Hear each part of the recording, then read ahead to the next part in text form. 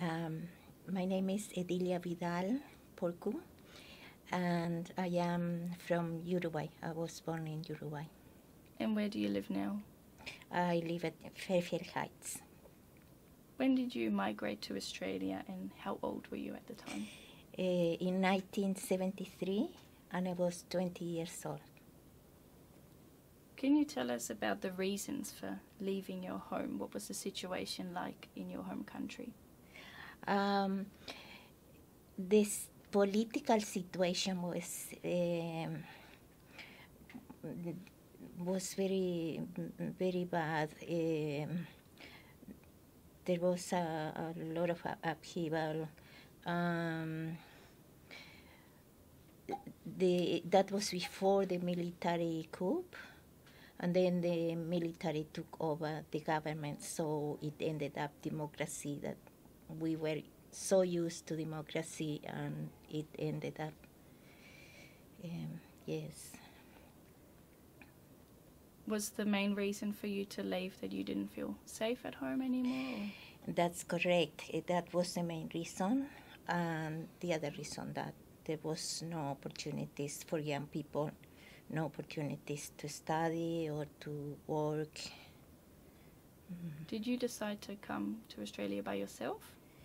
Yes, I have an older sister that decided to come here, but I came on my own. I made all the arrangements. Do you remember how you prepared for your trip? The first thing I had to do was to apply for a visa, and I did that through an agency, a travel agency, and then I had an interview with the Australian ambassador in Montevideo, and I was approved to come here. Do you remember the moment you actually left your home and what that felt like? It was a bit hard. I had to travel to Buenos Aires first by ferry, and that was a very old ferry that took 12 hours all the night to cross the River Plate. Yes, that was my first adventure. And then from Buenos Aires? And then from Buenos Aires, I traveled to Sydney through Tahiti, and yes. And then you arrived in Sydney. What was that like? And then I arrived in Sydney. Do you remember that moment? Oh yes, I will never forget. What is so memorable about it?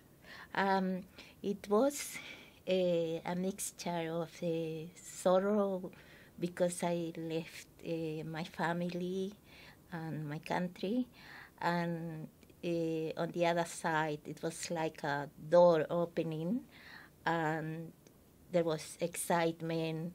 I was only 20 years old, so my whole life was in front of me, and the possibility of it was like the possibility of writing so many things in a white page. That's yes, really well it was said. up to me to fill that page like I could choose, Yeah. Do you remember any differences you noticed when you arrived in Sydney? Oh, many differences. Yes. I was used to the sea, and the ocean here was very overpowering. The city was big. The language, especially the language, was different, and I had to learn to speak again. I think it's a good time to talk about the objects, because they relate to what you've told us up to now. Yes. Let's start with the photograph. Well, we come from the countryside, from a farm. The name of the nearest town was Gichon. This is the history of the hometown. This is my mother and my father. They used to go shopping to the town in this, which it was called charrette. Yeah, that is a very, very dear memory. Behind this, there is a country of sunflowers, plantation of sunflowers. And this, my father used to have horses, and this was what the leader from the horses, used to wear on the neck, and all the other horses would follow the leader when they heard this sound, the sound of the bell. What does the sound remind you of when you hear it now? Oh yes, always of my father. My father arriving from his trips to other farms, from his work. Yes, and that we have to run and tidy up everything. Do you keep it at home? Do you Yes, use it? I do. Yes, this is my mother gave it to me when my father passed away, so to bring it here. Have you seen your parents much after you moved to Australia? Yes, many times. My father passed away after 5 years that I was here, but my mother passed away after I was here for about 30 years, so I had the chance to go and visit her many times. Have you been back recently? Yes, last year. Can you also tell us a little bit about the object? This is we call it mate, which is like a herbal drink that we use with the bombilla, which is like a straw. And we put the herbal tea here, which is called sherba. And we put hot water and we drink it. It's a very traditional drink because people in the country offer it to visitors, and they even share, which is not something I do anymore, but they share this drink, and it's like welcoming. It's like a sign of friendship, and also they share it between the family. Yes. What's on the front? It's a horse. I love horses. Was it easy for you to find the ingredients to make the drink when you first arrived? Not at first.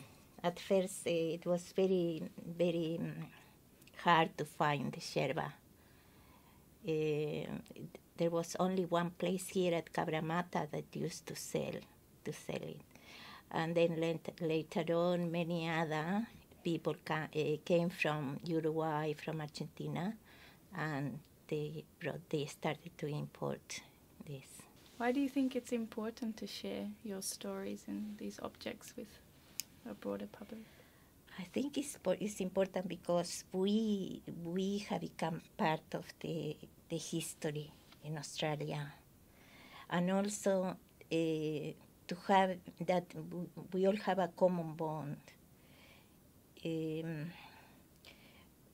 All people who have arrived at different stages, we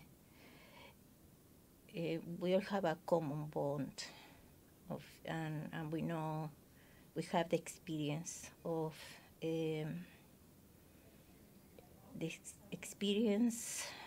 of having left our countries of origins, but also the rich experiences that we have here, that we have the opportunity to have here, and the new life that we have forged here. Yes.